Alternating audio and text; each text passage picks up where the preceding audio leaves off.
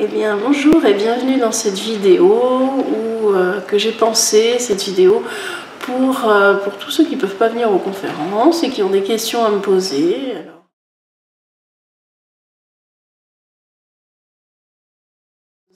Alors, dans un premier temps, je vais vous parler du corps positif et puis surtout de mon histoire et de ce que la maladie m'a appris, m'a apporté, m'a enseigné. Et puis, dans un deuxième temps, je vais répondre aux questions que l'on m'a posées.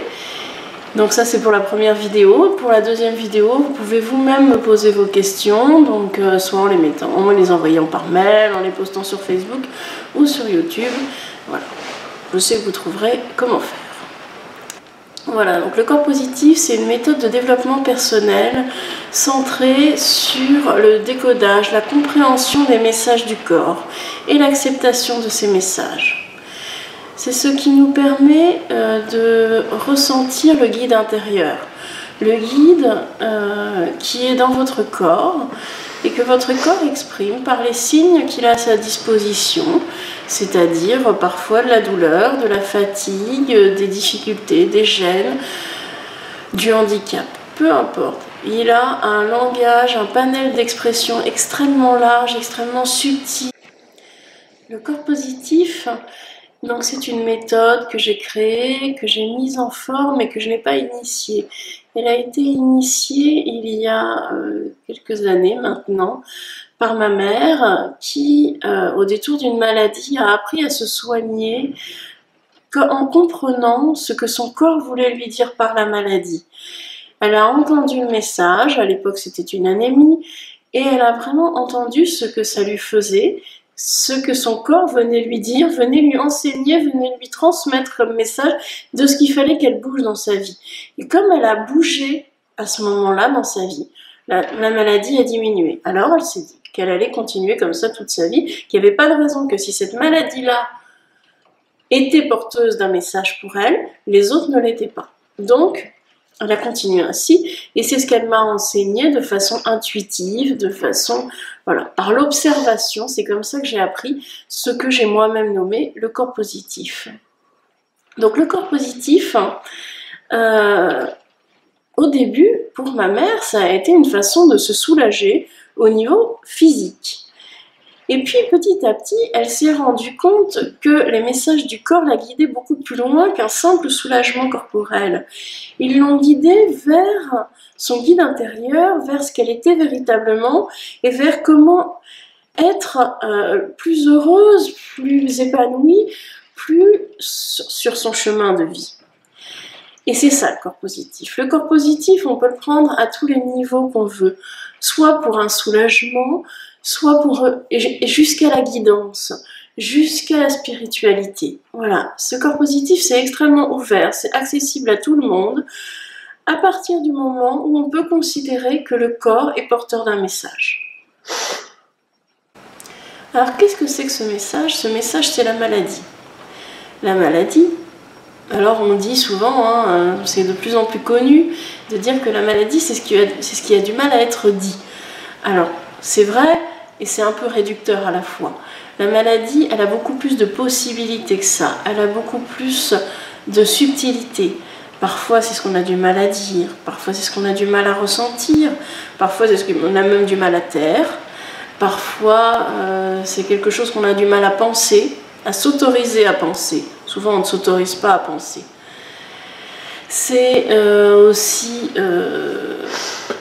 un choix dans la vie qu'on ne s'autorise pas, un bonheur qu'on a oublié, un bonheur auquel on ne pense pas. Enfin voilà, il y a tout un tas de choses qui peuvent recouvrir la maladie et il n'y a pas, pour nous, le cœur de la maladie, le cœur du corps positif. C'est qu'à chaque maladie ne correspond pas un message. Ce n'est pas universel. C'est propre à chacun et à chaque moment de la vie. C'est-à-dire que si j'ai une céphalée, donc un mal de tête, aujourd'hui, il veut me dire quelque chose. Mais vous avez une céphalée, ça ne veut pas dire la même chose. Parce que le corps est précis. une céphalée, il y a plusieurs modes d'expression. Elle peut être ici, elle peut être ici, ici, ici. Elle peut être en étau, elle peut être en coup de poignard, elle peut être pulsatile. Elle a des tas de caractéristiques. Elle s'est déclenchée le matin, elle s'est déclenchée l'après-midi. Elle augmente quand je vais me coucher, elle diminue. Peu importe. Voilà. Elle a des tas de caractéristiques dont il faut prendre en compte. Et c'est tous ces facteurs qui forment le corps positif.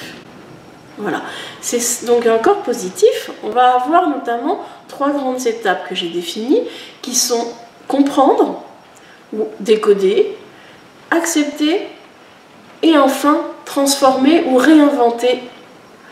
Et donc, la première étape est une étape subtile, c'est une étape difficile, mais c'est une étape essentielle. C'est l'étape de la compréhension, du décodage. Pour ça, on a 9 questions qu'on va se poser sur le contexte, la localisation, l'énergie, la biologie, les conseils, etc. Bon, voilà. Une fois qu'on a ces 9 questions et qu'on va retravailler, alors souvent en accompagnement, parfois seul, parfois on peut faire cette méthode en autonomie, et puis parfois on a besoin d'être accompagné. Une fois qu'on a posé ces 9 questions, on en déduit un sens. On comprend que la maladie veut nous donner ce message-là. Après, on passe à l'acceptation. Et après la transformation, soit elle se fait toute seule, soit on a un acte à poser, ça dépend des cas. En tous les cas, il n'y a jamais de solution. Moi, je n'ai pas votre solution pour savoir si vous avez telle maladie, qu'est-ce qu'elle est. Mon travail, à moi, puisque je suis thérapeute psychocorporelle, mon travail, c'est de vous accompagner à ce que vous compreniez ce message. Vous êtes la seule personne qui soit capable de comprendre ce message.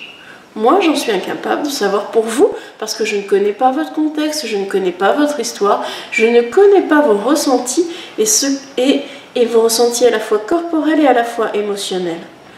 Et c'est cette sensation, cette intériorité qui vous fera dire « mon corps, c'est ça qu'il veut me dire ». Voilà, c'est ça le corps positif.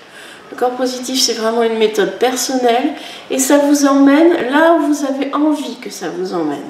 Soit au soulagement, soit un peu plus loin, soit sur une méthode de développement personnel au niveau psychique, au niveau émotionnel, voire au niveau spirituel.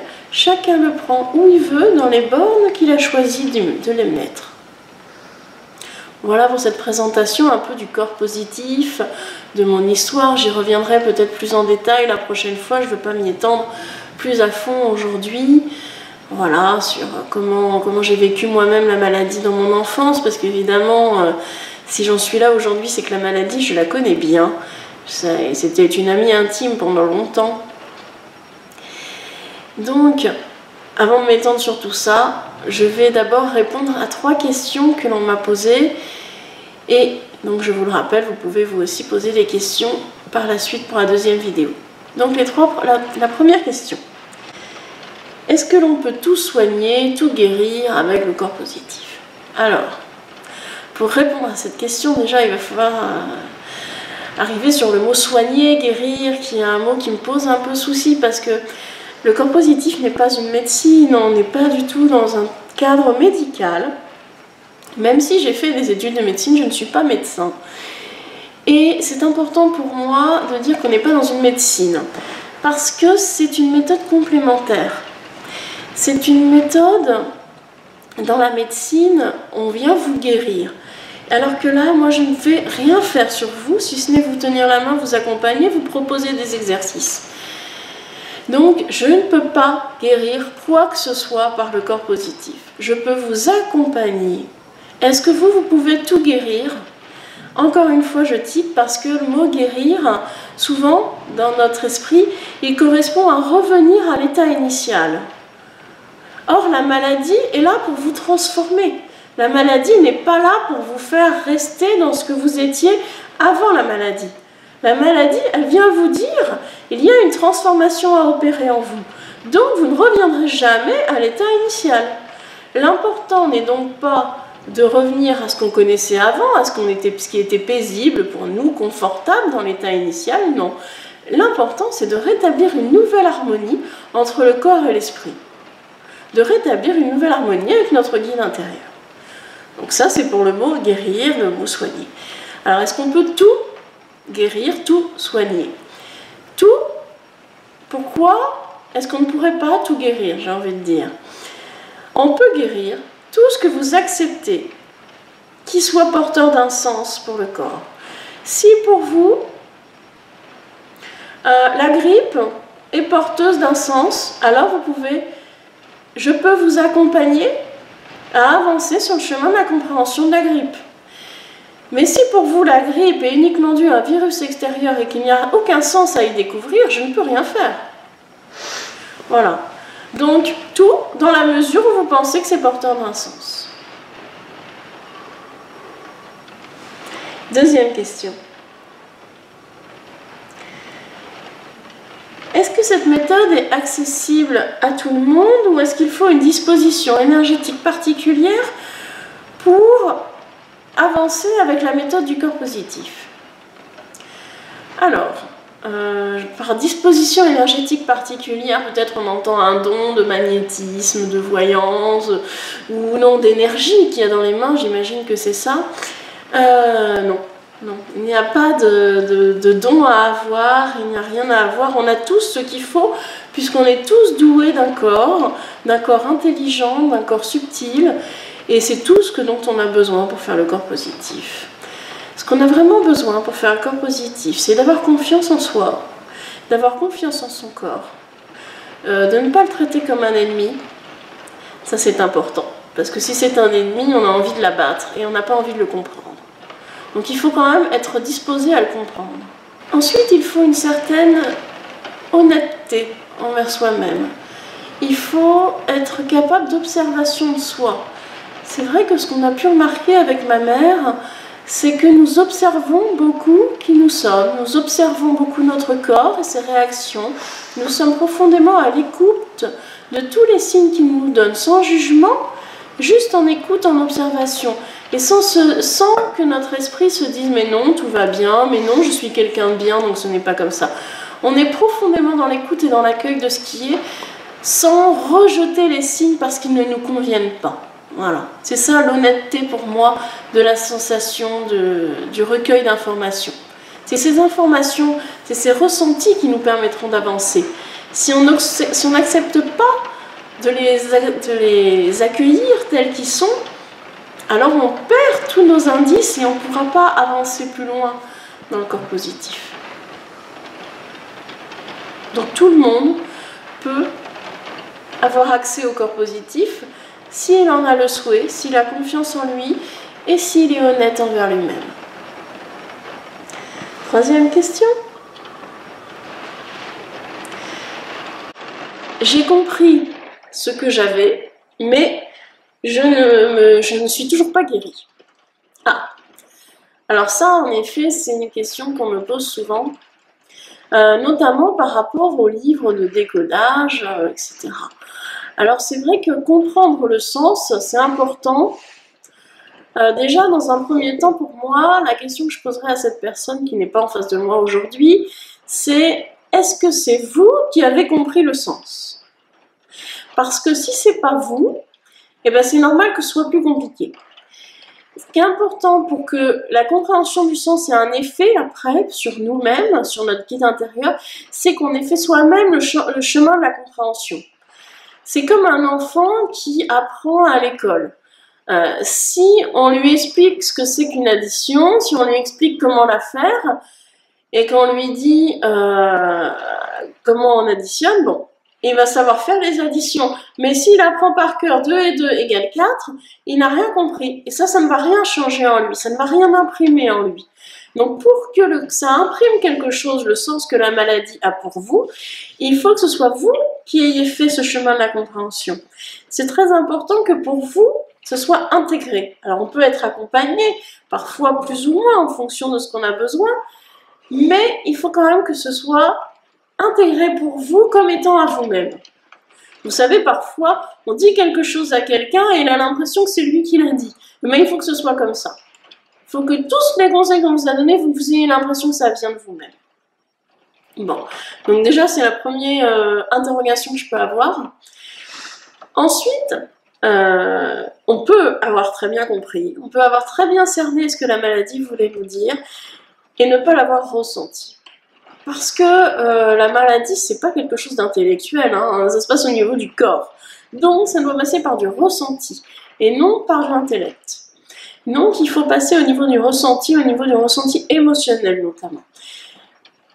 Il y avait quelqu'un qui suivait le corps positif et qui me disait toujours, moi, si je pleure pas, je vois pas, ça marche pas. Voilà. Alors, on n'est pas obligé tous de pleurer, on a tous notre champ émotionnel différent. Maintenant, l'émotion, il faut qu'elle passe.